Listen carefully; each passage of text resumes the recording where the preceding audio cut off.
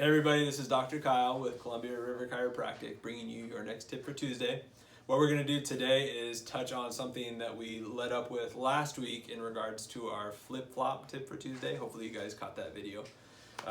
But one of the things that wearing flip-flops frequently sets us up for are certain ankle and foot conditions. Namely, one that we find very commonly here in the clinic, but it's not something you hear very much about, known as tarsal tunnel syndrome.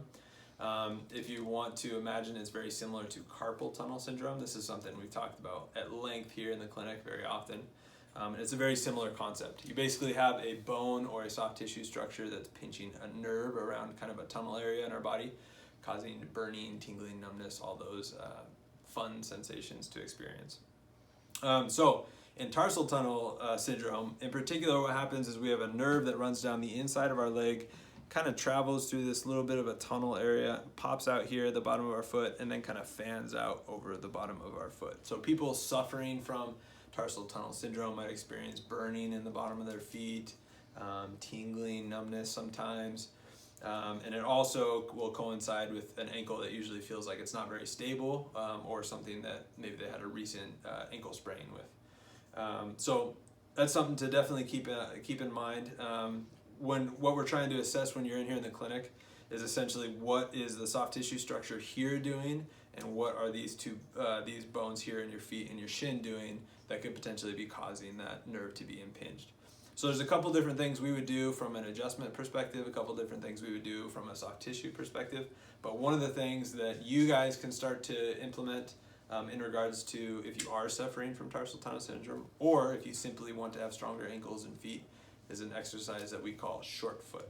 So it's a very simple exercise, but can have a lot of big implications as far as our foot and leg health is concerned. I wore my fancy socks for you guys today, so you could check my foot out while I'm doing this. Essentially what I want you to picture, just like with my hand, flat on the ground, you're trying to bring your toes and your bottom of your feet towards your heel to create an arch here. Now the big thing with this exercise is I don't want you to feel it in your toes so much. You shouldn't be curling your toes, but it's more trying to squeeze these muscles at the bottom of your arch. Now with my foot, I'll show you the motion itself doesn't look like much. So I'm fanning out my toes, I'm trying to squeeze them in. You can see there's not a whole lot of movement here, but I can certainly feel these muscles on the bottom of my arch engaging, and that's the really important part. So this is something that you can do. Hold it as far as repetition is concerned.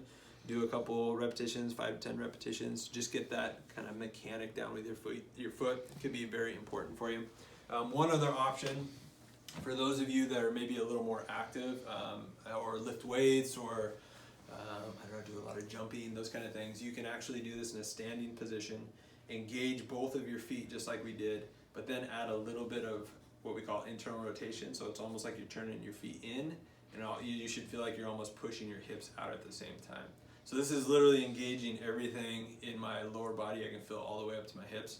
So if I'm doing deadlifts or squats or jumping, sprinting, any of those things, you can bet that this will be in a much more stable position when we're engaging those muscles. So that is your guys' tip for Tuesday. Please try some of these short foot exercises and see if we can't give you a little more guidance if you're having further trouble. Again, I'm Dr. Kyle with Columbia River Chiropractic. Thanks for watching.